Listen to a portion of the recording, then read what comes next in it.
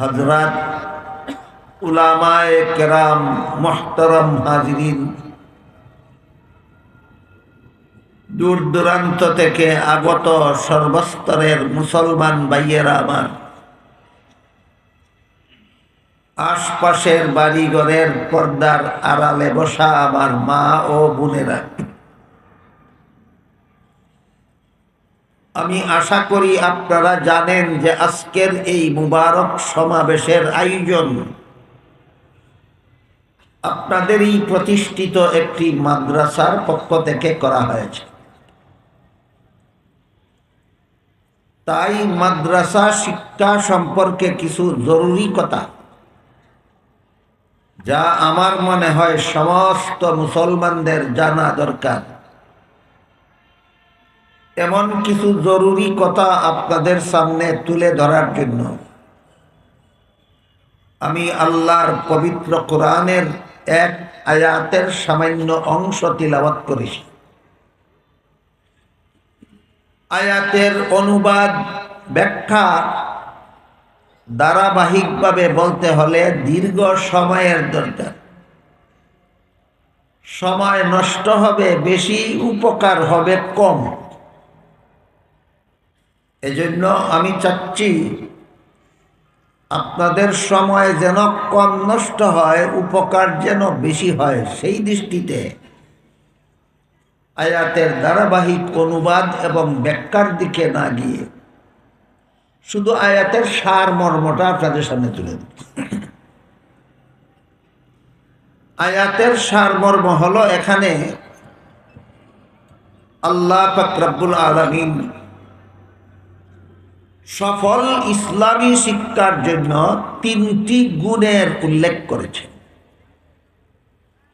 যে ইসলামী শিক্ষা তিন গুণে গুণান্বিত হবে, সেই ইসলামী শিক্ষা হবে সফল।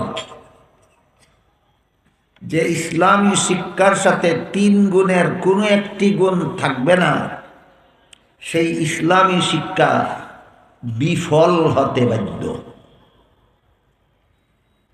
বুঝে থাকলে বলেন তো, আপনারা কি সফল ইসলামী শিক্ষা চান না বিফল? সফল ইসলামী শিক্ষার জন্য গুণ কতটা থাকতে হবে? এই তিনটা। এই তিনটা গুণের কথা আল্লাহ এখানে উল্লেখ করেছে। তিনটা গুণের শিরোনাম হলো, 1 নম্বর বৈশিষ্ট্য, 2 নম্বর আদর্শ, 3 নম্বর উদ্দেশ্য। সফল ইসলামী শিক্ষার একটা সুনির্দিষ্ট বৈশিষ্ট্য আছে, এটা আমাদের সকলের জানা থাকতে হবে। সফল ইসলামী শিক্ষার জন্য একটা সুনির্দিষ্ট আদর্শ আছে, এটা আমাদের সকলের জানা থাকতে হবে।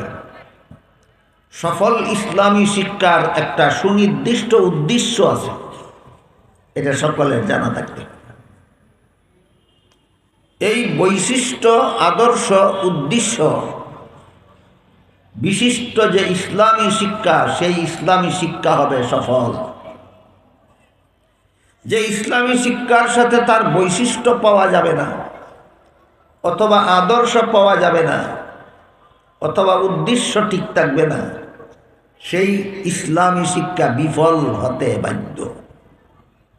তাই আমরা বোঝার চেষ্টা করি সফল ইসলামী শিক্ষার বৈশিষ্ট্যটা কি, সফল ইসলামী শিক্ষার আদর্শটা কি, সফল ইসলামী শিক্ষার উদ্দেশ্যটা কি।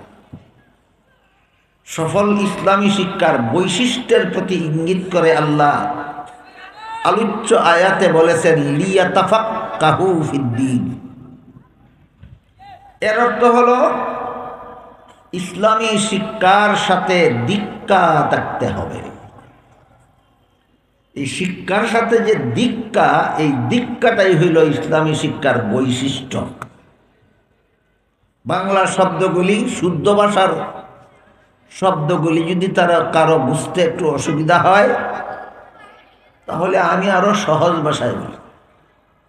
শিক্ষা অর্থ জানা, আর দীক্ষা অর্থ মানা। এবার বলেন বুঝলেন কিনা? শিক্ষা অর্থ জানা, আর দীক্ষা অর্থ মানা।